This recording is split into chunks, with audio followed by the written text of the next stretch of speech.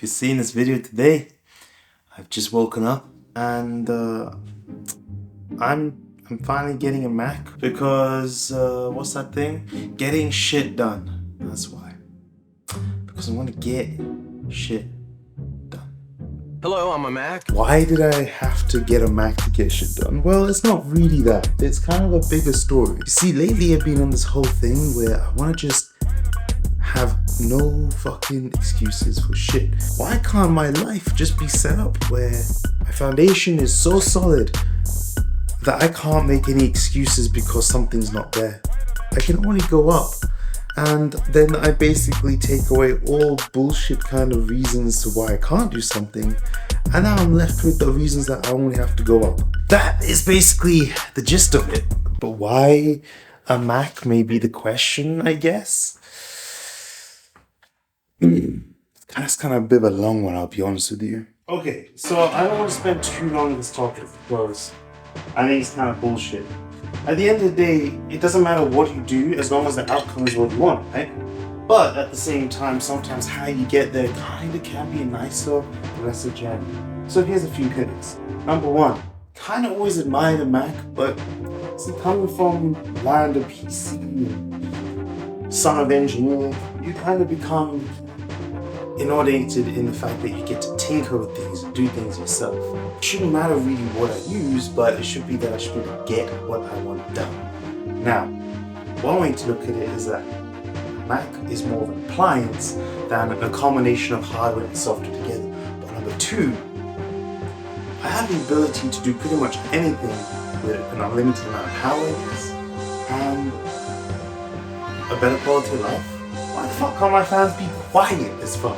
I want to be able to edit on the train, so I can edit a video in CapCut on my phone on the train. But I can't fucking edit 4K video, just like my phone, on a laptop on the train. Ah fuck. Ah fuck, I stepped on the fucking food on the floor, fucking hell, okay. Anyway. Why is Windows the way Windows is? Why can't I use Linux the way I use Windows? And I did try using Linux. It's a fucking amazing operating system. But color management doesn't really exist. Codecs for video files, a bit all over the place. At the same time, trying to get things done sometimes the way I would as a creative. Yeah, you can run a virtual machine, but that defeats the point of having to switch to Linux. Yes, you can use Wine, but Wine doesn't exactly have the full breadth of compatibility, and it's a bit sketchy to get there. And you see, these are all the technical reasons. This is what I mean. I don't want to be lost in fucking technical land because then I'm neglecting my creative land and everything that I want to just do. And the majority of things we do require a computer. That is our life today. So if I can make that experience pleasant, why not? And now, because I stepped to my own little, let me show you. Look at this. Look at this. I want to be able to do what I want, how I want, and I want to be able to set it out without limitations, and I want to be able to have a better quality of life. I want to sit in a cafe and do my fucking work. I want to be able to travel with less shit in my bag and be able to still get the same amount of power if I was plugged into a wall. Plus, Linux is actually pretty fucking amazing.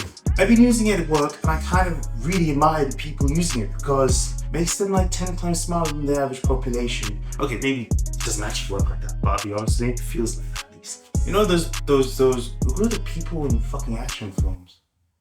The two guys.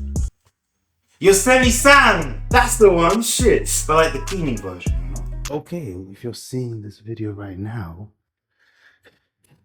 it's because something has come, but I forgot not only to adjust the settings, but to actually pull a fucking camera that's, I guess, decent. At the same time, I don't really want to embarrass myself, so I have to like...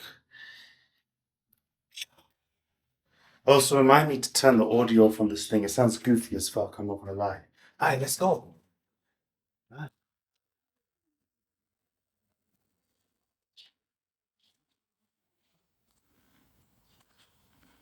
I really wanted to enjoy this experience for myself. It's sometimes nice just to sit with that moment. I really fucking love that feel of the whole unboxing experience. I'm just so content. I don't even know why. English is the main language. Oh. Press the return key. You see, I haven't even gone past the first fucking screen. It's built solidly though, I'll give it that. Like, holy shit, like, what does the size look like? So this is meant to be 16-inch.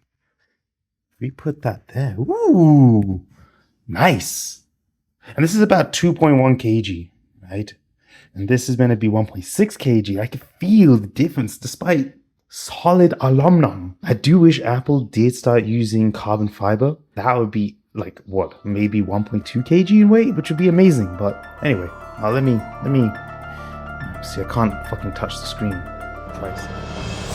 Okay, so I have been using this kind of for the past couple of hours. Actually, pretty much the whole day. I actually forgot to come back about this. It took me some time to get to this decision. To begin with, what chip do you want inside?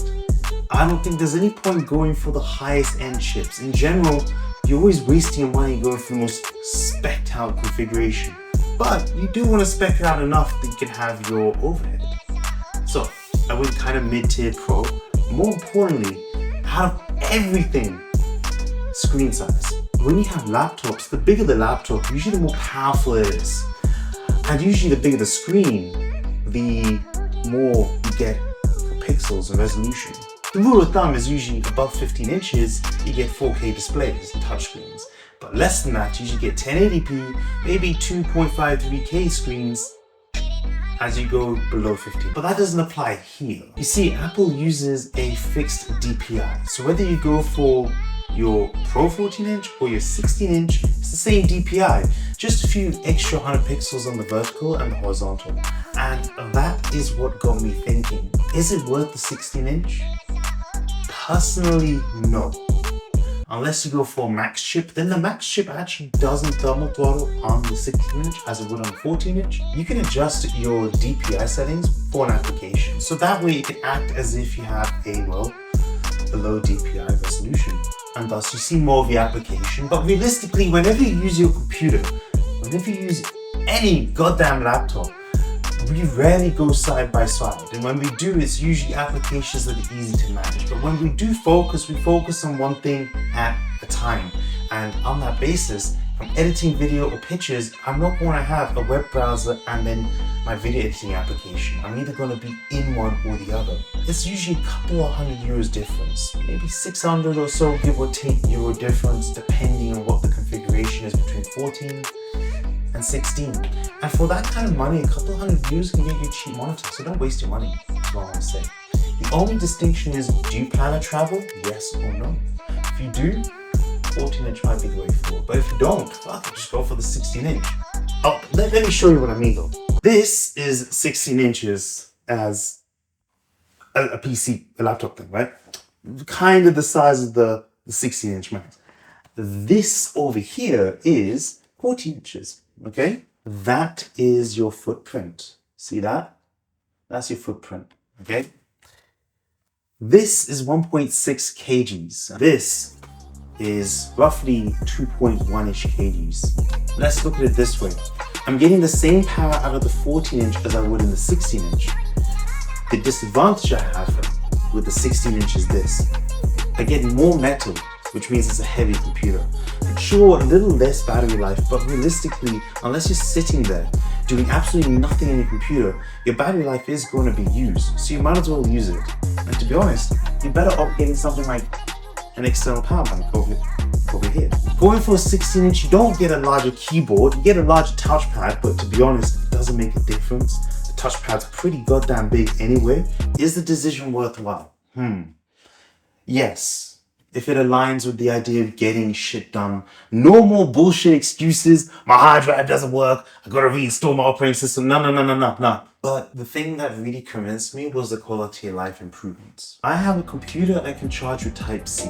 I can sit on a plane and work on 4K videos. If I need more power, I get my power bank and I charge up my computer and I can keep going. I can sit anywhere in my room or anywhere in the world, quite frankly, and have the same power plugged in. But you can't get that with my ThinkPad. You can't get that with a PC or workstation. You usually have to be wired into a wall, which means you're usually doing the over the fucking computer. Yeah, I'm gonna miss a touchscreen.